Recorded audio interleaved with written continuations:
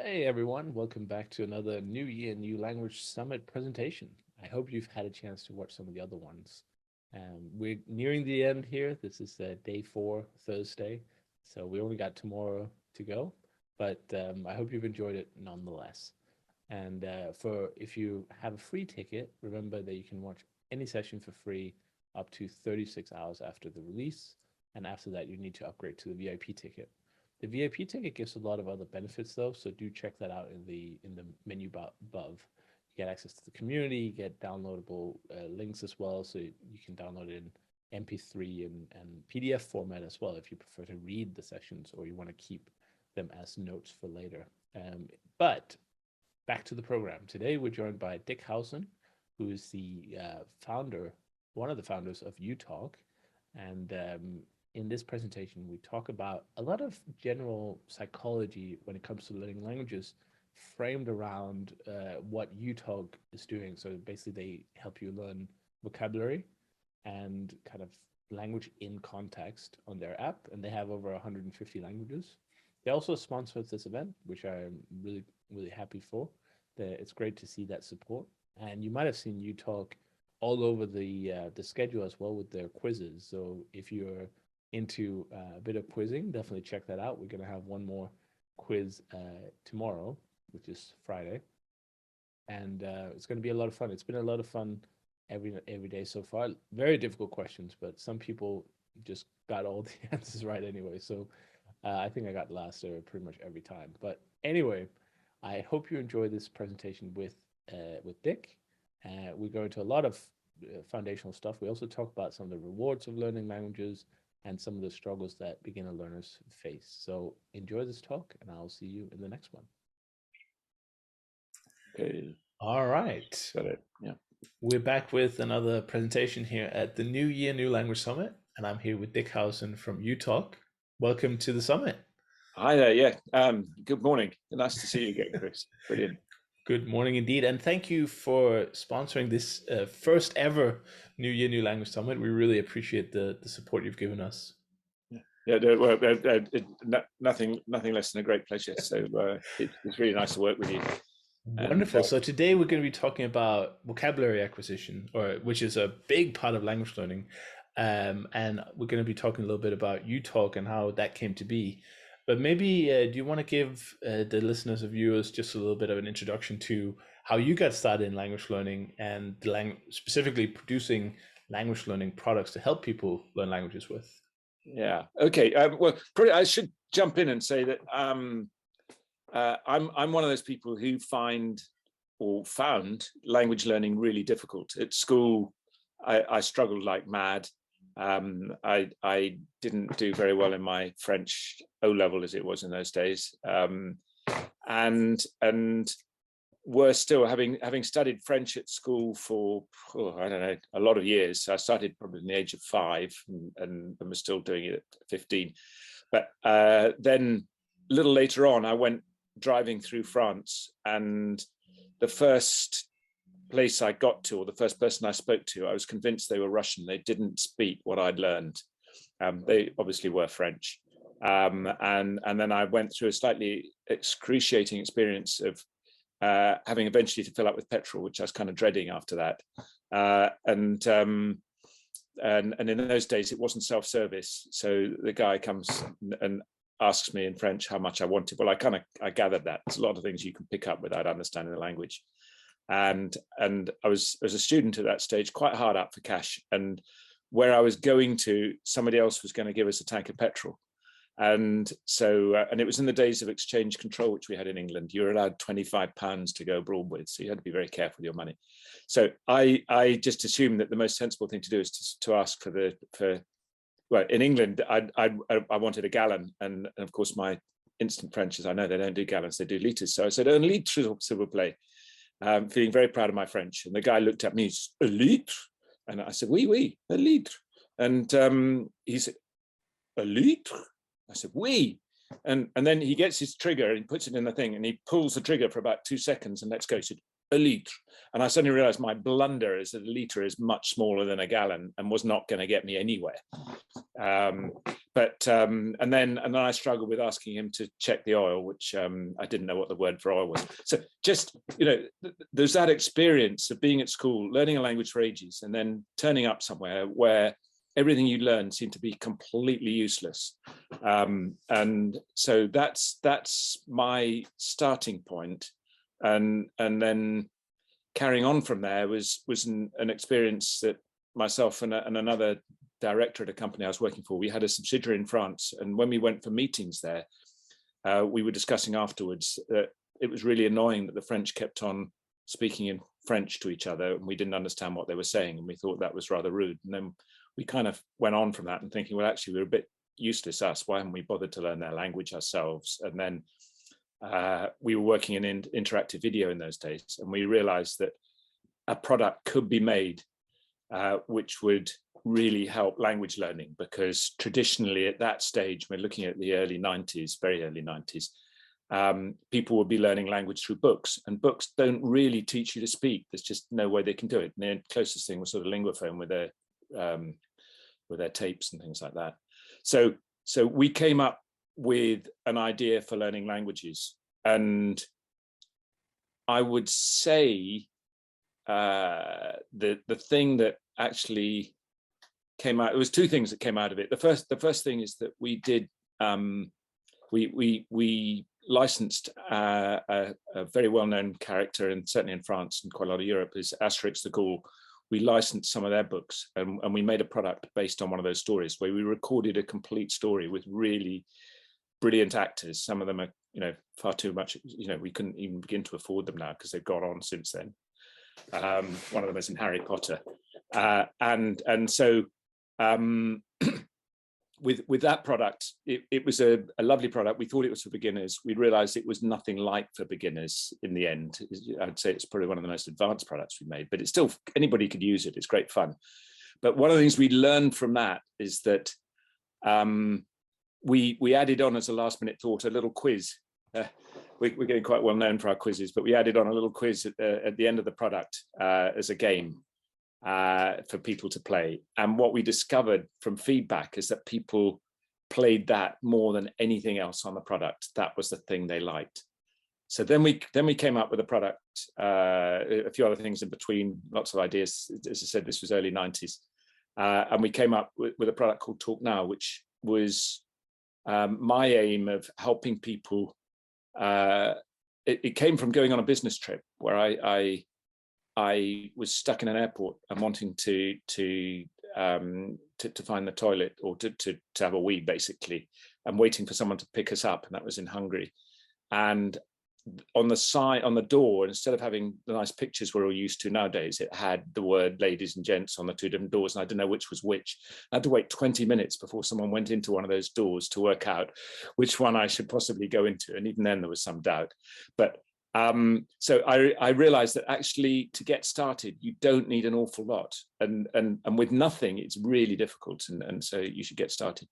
And out of that came a product called Talk Now, which is sold probably in CDs. We've sold over 30 million copies over a large number of years. I mean, a lot of those sort of licensed in America and Russia and places. But one of the games on that is one that people complain about, actually, they hate.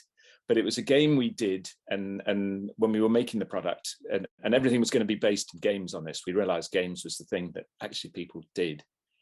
And one of those games was what we call the hard memory game. And we were piloting this product in Russian. We had a very nice Russian girl working for us, so we could do the translations and the recordings really easily. We were doing it in Russian, and we decided this game was too difficult. We were about to scrap it. And then we thought, let's just try doing it in English. So we recorded ourselves in English and played the game, and found that it was pretty damned easy. And we realized that this is what we were looking for. This was the key thing, is to have a game where if you could actually score full marks in it, you got there, you landed, you could speak the language as well as your own language. And that's, it's from my point of view, it's learning a small amount of vocabulary really well is a lot more use than having a smattering of things that you've heard once or twice and haven't a clue what they mean. So that game really is what made that product. We know from the feedback, people actually like doing it. It really pushed them. And so that's where we've gone from there. And it's, sorry, I'm chatting away too much here, Chris, but no, but that basically brings us to the that brings us modern up to version. now. Yeah, that brings us up to now. Yeah. So you got suddenly it was possible to do digital apps, and suddenly you could take that into the kind of the pockets of people directly. Yeah, yeah, and it was, and just let me hasten to add, is it's about hearing, understanding, speaking. That's where we wanted to go in there. That was my first experience. You know, I could read the French newspaper, even after school, but actually understanding what anybody said was a completely different story. So that's the area of the market that I say the market. Those are the people we want to help. The people who want to be able to hear, understand, and speak a language. And so, and in terms of the kind of psychology, it's everything I've seen is the best way to learn is we learn our own language as a child. That should be the route. That's the way the brain has been trained over a very large number of years. That's how it works. So yeah. That's a great one, and obviously it's funny to hear the difference between then and now, where today we're inundated with different apps and software and websites, and it's all right there. But it seems like it's not really getting that much easier anyway, because it's all inside your own head. The challenge is really more convenient maybe, but it's still the same challenge of learning French as it ever was. Yeah. Well, I mean, there's these lovely apps around where you talk to the computer and it automatically translates for the other person, but it's Right. pretty clunky. It's not the way to order a meal in a restaurant, I don't think. No. But unless you're completely stuck, you might try it. But it's much, our goal is to try and get it into your head, like, really, really in there. Yeah. And there are a few things that we learned along the way. One of the things I was fascinated about was how the brain actually learns. And I knew as a child, when I had to learn horrible vocabulary lists, I had, you can't just stare at them. They just won't automatically jump into your head.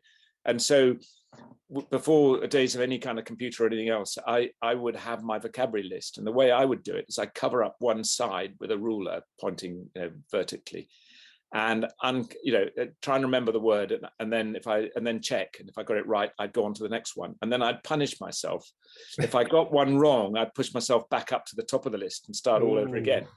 And eventually you'd get to the bottom, but you could actually measure progress, which I think again is one of the things that we put into the app. Is you have to be able to measure progress. You have to be able to know how well you're doing.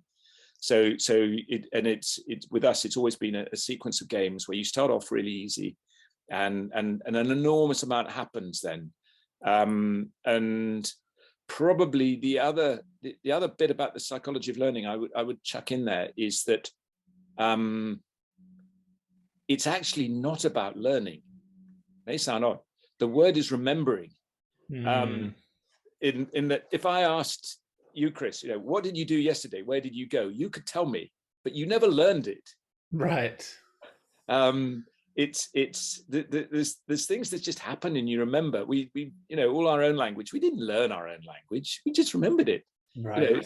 And as little kids, if it was milk or whatever it is they wanted, they learned that one really quickly because there was a reward at the end of it. And that's kind of, and we just have to set ourselves different rewards. And the other bit that we learned as far as the psychology was they'd done research in UCLA in California, and I was going to America, and I decided to go to the university, find this guy who'd done the research on how the brain learns fastest. This is trying to get your brain to learn quicker. And what they'd done is they practiced on rats, and they found that on the one side, you could stop them learning anything by injecting them with Valium. So that was the downside, and then they wouldn't remember anything. And the reward for them was always food. It's a clever way of getting food.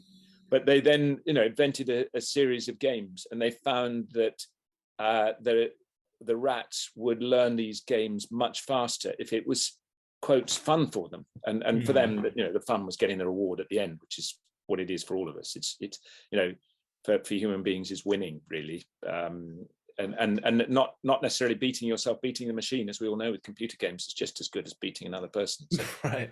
And so for us, it was those games. But what they worked out is what was happening inside the person's brain is that when they laughed, or when people laugh, you generate this lovely hormone called dopamine, and that helps you grow synapses. It absolutely works. It's the synapses that produce the memory. If you don't get that, then the synapses have got nothing to grow with, and they don't happen. So you're and there's, I think there's one other factor that comes into it, is adrenaline. So if you got your teacher, the old days of the classroom teacher, and I had two brilliant teachers. One of them was the most terrifying guy I ever met. We were absolutely scared of him, but we learned an awful lot.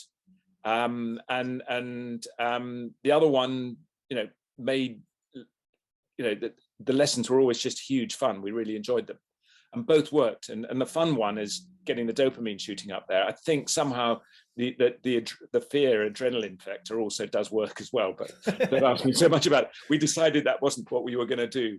Right. A horror vocabulary app is not in the pipeline then. No, not yet. Actually, now we mentioned it, I didn't test it out. But yeah, the idea always is to make it fun, and for us, and I think we will end up sort of doing more of it. One of them is challenging yourself. Scoring points yourself is really, really important. And on the other side is challenging against other people, which is why we love doing these quizzes, which I think we've got. I think I'm going to be joining you for one this evening, actually. But languages of the Americas. If people, actually no. Anyway, it's an interesting. It's going to be fun.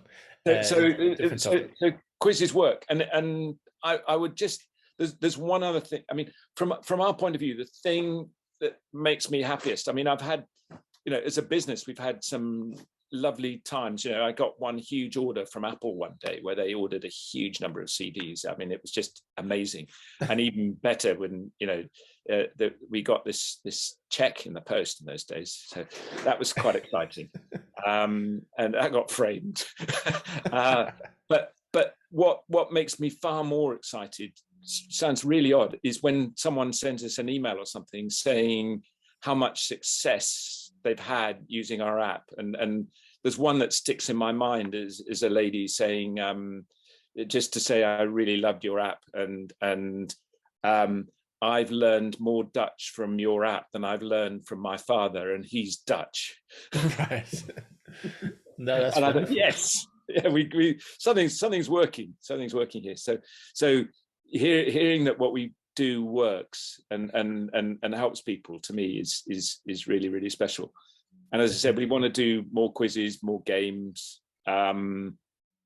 We've actually put a lot of our material to help school kids. We put a lot of our material on an app called Quizlet. I don't know if you've come across that one. Yeah, like flashcards. Yeah. It's quite popular. I mean, we like that. We think they're a lovely organisation. But we put we've done all the GCSE subjects are on Quizlet. So and it's not the whole app, but it's a lot of it. So any teachers watching, and go and grab it from there. But then do us a favour, and when your kids say, I want to win next time, say, go and get the UTalk app, because it's all in there. Right. That's the next step up. Yeah, that's the way you'll get really good at it. So, but both quizzes, games, just really, really important. Yeah. So the important lesson there is also, and this could go for apps like this or games like this, if you don't enjoy it for some reason, then the contrary is also true, that you will probably not learn much or at all. So if you feel like you're laboring away at something that isn't enjoyable, but other people said, oh, it's good to learn languages with games or YouTube videos or whatever, and you just don't like, or reading, and you just don't like it, then you should try and find something you do like. Yeah, no, I would say that 100%. And I mean, there's no one way of learning a language other than possibly go there, which I'll touch on in a minute. That's got to be a key thing, is go there. But even go there with at least a little bit under your belt, so that you can survive in the early days. You get fed and not starve to death. But there are a multitude of ways of learning, and different ways work for different people. So we know from feedback, some customers hate our memory game, absolutely hate it. But lots more like it. So what do? It's your choice, and I would say to anybody, try them all. That's what I did at the beginning. Before we started the company, I went to all the different shops. I bought everything to do with language learning. I couldn't try them all out. And some of them really, I didn't get much past opening them because they were incredibly boring. And I was at that stage trying to improve my French dramatically. That was how we started. And so it is the ones that work. And sometimes it's the cheapest product. I don't dare say it, but it's the cheapest product that works best. Free sometimes, even, even free. Don't whatever it is, don't knock it. If it works for you, then great. And obviously I'd love it if ours works for you, but don't see it as the only thing. And I would just add that we aim to work more on acquiring vocabulary than anything else. You acquire vocabulary, you get grammar, but you get it in context. No other way. We do not try and teach grammar.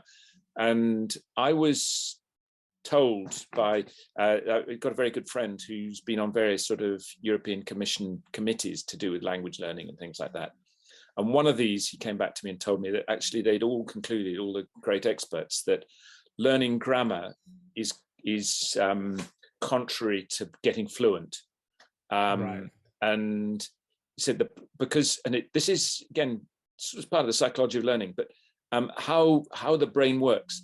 If we're one of those terribly organized people, we like things in alphabetical lists or numerical lists so we can choose them. But interesting enough, that's not how the brain works. So if you decline verbs, great. But I am, he is, she is, whatever it is. But that's not how the brain works. And what the brain tends to do is store things, and this is in the early days of computers, how you got things to work fast enough. You store them on a frequency basis.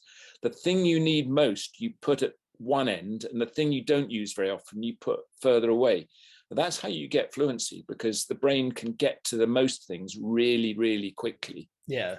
And like if you are learning French, I discovered this much later on, is that for instance, you decline things and you get to we are I've got to get nous êtes. I get vous êtes nous sommes. Sorry, it shows how bad it is. But this is all right, because actually no one in France says nous sommes. You never hear it, because it's always on a. It's one is. So and you're only going to pick up the way people say things, and that's what we're interested in, is hearing and understanding what people are saying. You're only going to do it by on this frequency basis, what they do most, and then remembering those ones. I get that question a lot. It's probably one of the top 3 questions I get is, how do I learn grammar better, or how do I learn grammar? And my position is the same as yours, is that you simply don't, because it's part of the contextual learning. So if you see a sentence, you learn, oh, after this you hear that, and then your brain will work out the pattern over time. But also I think the other reason that I'm not worried about it is that, and obviously some people are different, but for me the priority is to speak and understand. It's not to speak perfectly and understand everything. That would be nice one day, but that's like a fantasy land, right? So initially, if I can speak kind of like broken Tarzan, but the other person understands me, that's a huge win. That's like amazing, right? You didn't speak this language before. Yeah, you didn't speak this language before. Now suddenly you can order a meal or tell the taxi driver where you're going. Yeah, you might have made like 7 grammar mistakes in 10 words, but did he understand you? Yes or no? If he did, then it was a success. And over time, you will remove those kind of errors. They become less and less frequent, you know. Yeah.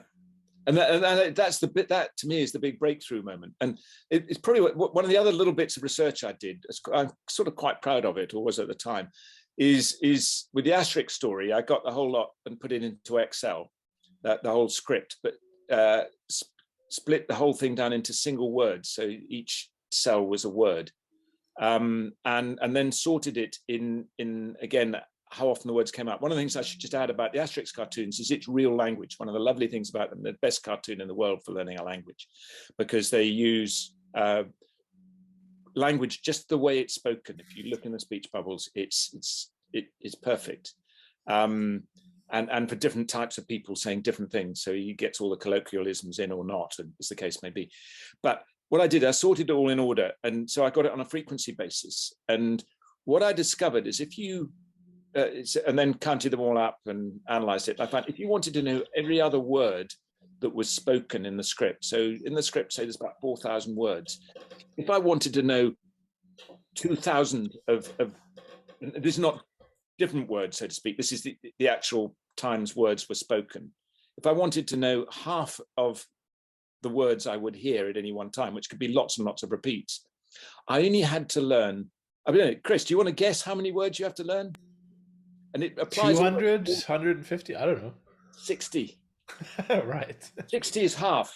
And then the next bit of analysis I did was, you know, what would I need for 90%? And the answer is sounds ridiculous to say it that accurately because it probably could change a bit, but 490. So it's 490 words. And interesting enough, about 2 years later, a massive Oxford University Press bit of research, they did the same thing as me, but they got the same results, because once you've been speaking for a certain length of time, those statistics don't change. It's the same. So that's part of, again, the background for the product. I thought, well, when I was at school, why couldn't I have just learned those 490 words? I could have done that. I could have done it really quickly. I could have done 20 words a day. Give me a month. I've got the bloody lot, but a huge lot more. So that was again, part of the background to it is let's have the ones you learn most, you need most, and then work from there. That's why we're better language learners than babies, I think, because we can be selective like that, you know. Yeah. We don't have to learn 50,000 words and then kind of figure out which is important. We can say, oh, okay, these are the words that I'm going to use. I work in, I don't know, finance. Here are the words that I will need. I work in science. I need these words, you know, instead of learning 50 different types of fish, for instance, or something like that, you know. Yeah. I still don't know all the fish in English, in Danish, in any language, you know. So why would I care about learning it in L3, L4, L7, or whatever language you're up to, you know? Does your life change unless you work in like a, I don't know, a fishing shop or something, you know? Yeah. If that's your thing, that's great. But yeah, since you mentioned fish, actually, it was one of my breakthrough moments with the product, again, in the sort of design stage of why we're doing it and things like that. As I was in Geneva with some friends, and there was a sort of big family lunch of theirs and ours and a few other things. And I was sitting next to one of their children, this 4-year-old, and he'd been brought up bilingually. And I was struggling with, believe it or not, a fish that was on the menu, and I didn't know what it was. And before ordering it, I kind of wanted to know what it was. And this little kid was doing a running translation between me and the waiter. And he was doing a fabulous job. And I was learning quite a lot as we were going along as well. And in the end, we did work out what the fish was. But the key thing was that I worked out this little child. He'd never had a grammar lesson. He couldn't read. He couldn't write. And yet he got the French I wanted. Right. Yeah, how'd he done it? And he'd done it in less than 4 years, sort of. You know, that's how I was thinking. You know, because he's bilingual, he got 2 languages there. Why couldn't I have done that? And the fish, by the way, was loup de mer, which is sea bass, if I remember rightly.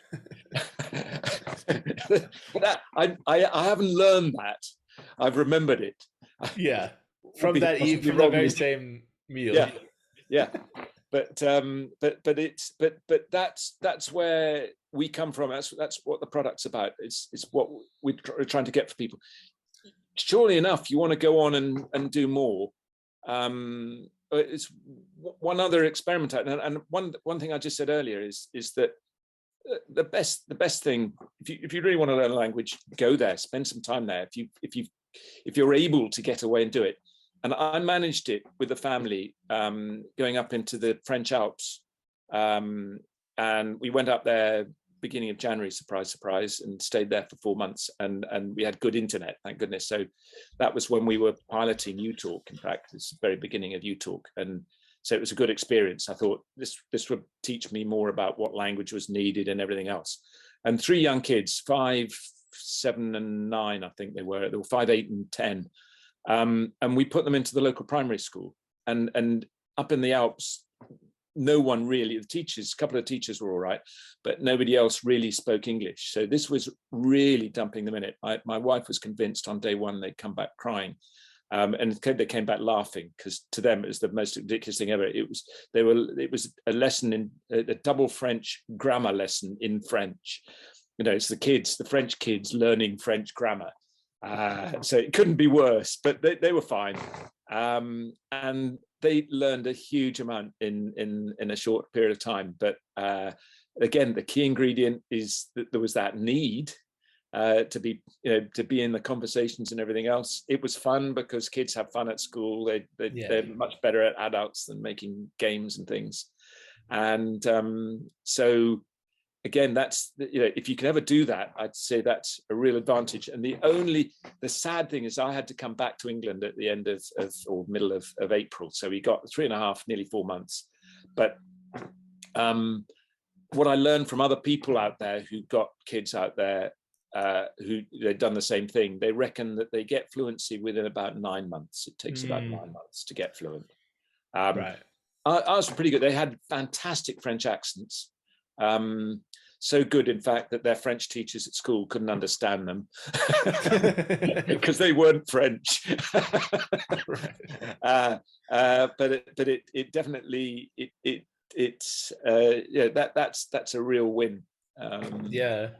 Well, I think, by the way, there's also my friend John has a presentation this event called Virtual Immersion, where you can try and recreate some of that at home. It's never going to be the same thing, but he has some good ideas in there if anyone's interested, because I know a lot of people obviously can't. If you're learning Japanese and living in the US, I mean, that's a trek and a half. But I would also say that it can be really valuable, but don't expect it to be like as magical as it is for kids, because unless you are a kid listening to this, which is cool, I guess, interesting. Yeah. But because I've done it before as well, where I moved abroad and I was like, oh yeah, it's great, I'm going to Hungary, it's going to be easy, I'll just magically get the language. And of course, I got the textbooks, I got the podcasts and everything. And what I found was that, and again, this is obviously different from person to person, but I found that the act of moving abroad, having to sort out all my paperwork, my taxes, trying to make friends, find an apartment, all this stuff basically filled up my brain to the point where I couldn't even remember what day it was, so it was harder for me to learn Hungarian there than it would have been if I had done it back in Denmark. Also, part of that is what you said, like when you go to have something first, learn for a few months at least before, and that can really speed up the immersion when you get there, because you can recognize things, you can do the basic things. But yeah, it's very valuable. I hear it here, and I just moved to Portugal as well. And again, I had the same stress and pressure of all the paperwork and admin and stuff. So I was just kind of listening, not really putting too much active work into it. But it just kind of comes to you in a way. You hear words. Obviously, Portuguese is much similar to English than Hungarian. The Hungarians are really difficult. Yeah, wow. That could be part of it as well. But anyway, I just wanted to give people who might not be able to travel a bit of hope, because you can recreate a lot of that at home. And also, I don't want people to think that that's the only way, which I have heard before. If you ask people, a lot of people will say that the way to learn a language is to move abroad. And I think it can be super beneficial, like you said. And I guess this goes for the whole event. This New Year, New Languages, we're giving ideas of how you can build your own learning activity, routine, life, basically. But not one thing will get you all the way from A to Z, Z, whatever you prefer to say.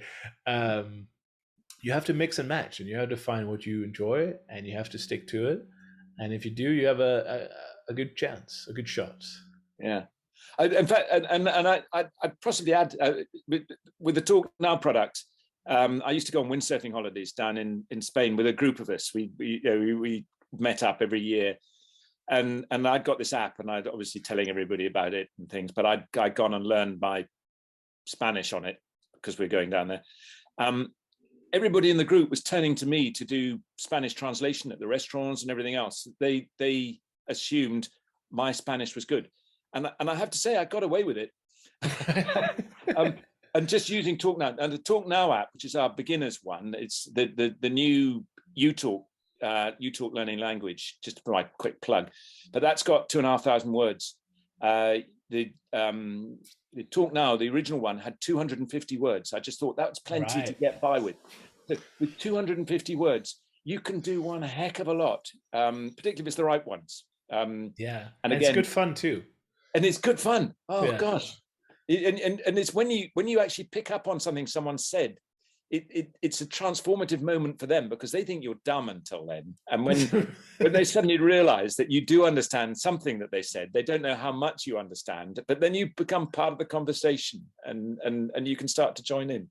And they'll always help. It's so weird. It is. I mean, it never gets old, that's for sure. But if you think in Portugal now, I'm starting to get that like very basic conversations going in the restaurants and in everywhere, but when I came here, I didn't know a thing, of course, so I was that, ignorant that you talked about. I didn't know anything. I couldn't understand anything around me. But then suddenly, a year later, doing a bit of active learning, a lot of listening, a lot of input, and then suddenly things start to make sense, and you just think like, is this really happening? It's such a strange feeling, but it's an amazing one. Suddenly it makes sense. The fog lifts and the mystery is unveiled. It is. It's good. And it's one of the other experiences I had in France, because my French still not that brilliant, probably, as you might gather, but it got a lot better being there myself. But in the buses, because I've got kids there, I'd meet parents or grandparents of other children typically there, and they'd start talking to me because they knew me because I was part of the village. And my fear is that obviously I couldn't understand an awful lot of what they said, which is slightly embarrassing because they just assumed I understood French perfectly. Right. And I thought my only way around it was, which is the thing I dreaded doing, was actually speaking an awful lot myself in French. So they didn't say anything. They didn't have time to say anything that I couldn't understand. So it did up my speaking skills quite a lot. But and that's probably one of the other messages I'd say to people: don't get embarrassed. Do not be embarrassed. And I'd chuck in one last. I like these little anecdotes sometimes. My son was in the school bus, and the kid behind him kept kicking the back of his seat, and he was getting quite cross. So he turned around and he wanted to say he was really angry with them or something like that. I can't remember what he said. But he picked out the wrong word, unfortunately. I think it's on our app, actually. He said, je suis très laid, which means in French, I am very ugly. And he had the whole bus in hysterics. That didn't help. But they all laughed. What was lovely, and that's the whole point. When you make mistakes, it can be very, very funny. But enjoy that moment. It's yeah. You will never forget what that word means. Right. Well, we all have that perfectionism in us, I think, that fear of making mistakes, looking like an idiot. But it is really valuable to get rid of that. And the sooner you can just blurt out whatever you think is right, whether it's right or not, the sooner you will get to fluency, without a doubt. Like, your language learning is going to skyrocket when you start to just say whatever comes to mind. And most of the time it's correct, or as correct as Yeah. You're not gonna spend, and I think you said something about this earlier, that this is not how our brains work. And I had some experience with that as well, where I was thinking about grammar rules, especially in German. I was trying to prepare the sentence I was going to say, translating from English. That's already a terrible idea. You should not translate in your head. You should translate your thoughts, not your words. But I was doing that, and then almost like you can imagine like a game. I was like spinning through the options in my head. I was like, oh, is it der, die, das? Is it dessen, deinem, derem? Like German grammar is completely impossible. Nobody can ever understand it. So I was just standing there, and by the time I guessed at what probably the right one was, I mean, the person had walked off. There's no, you just don't have time for that. That's not how it works. So it's much better just to say something. And German is actually quite forgiving. I think 99% of the time, even if you use the wrong cases, people will get it from context anyway. There are other languages that are a little bit more strict, like Hungarian. You can really mess up a sentence if you don't get it right. Russian is also a little bit more strong, but German it's not that bad. It's very rare that you run into a case where the wrong grammar makes the sentence completely null and void. So just try it. Just give it a try. Be fearless. Yeah, I would agree entirely with that. Just go for it. And I'm sorry, one of the other things I'd chuck in with because what you just said is trying to translate. Don't try and translate. It just doesn't work. It won't be fluent in any sense. So one of the great things about the hard memory game I was talking about earlier, the only way you're going to win on that game is to remember the words. When you'll see them on the screen, you'll see these six pictures. You've got to say the words to yourself in the target language. There's absolutely no point in saying them to yourself in English and then translating, because the act of translating means you lose the position of the other 5 words. Just to say, that's why some people find it really difficult, because they're trying to translate. And I probably ought to get a message across to our customers saying, don't try and translate. Just a banner. just remembering, and if you can't remember it in the language, don't bother, because there's another game you can go and do where you can go and remember them all in the language. So just do that first. But I'd say that's really important. And thank you once again for joining me for this little conversation, and also for being part of the first New Year New Language Summit. It's been great to have you and the UTalk team. We've had Emily and Charlotte hang around as well for the quizzes and being part of it. If anyone's interested in UTalk, give it a try. There's a button down below where you can get a good deal for New Year New Language participants only. And give it a try. Maybe it will be perfect for your language learning. Well, that's brilliant. Thanks for that. I was going to say, I hope we've got a special offer down there somewhere. Just checking. We're just tipping over onto 148 languages. There's 2 more just been added. Yeah.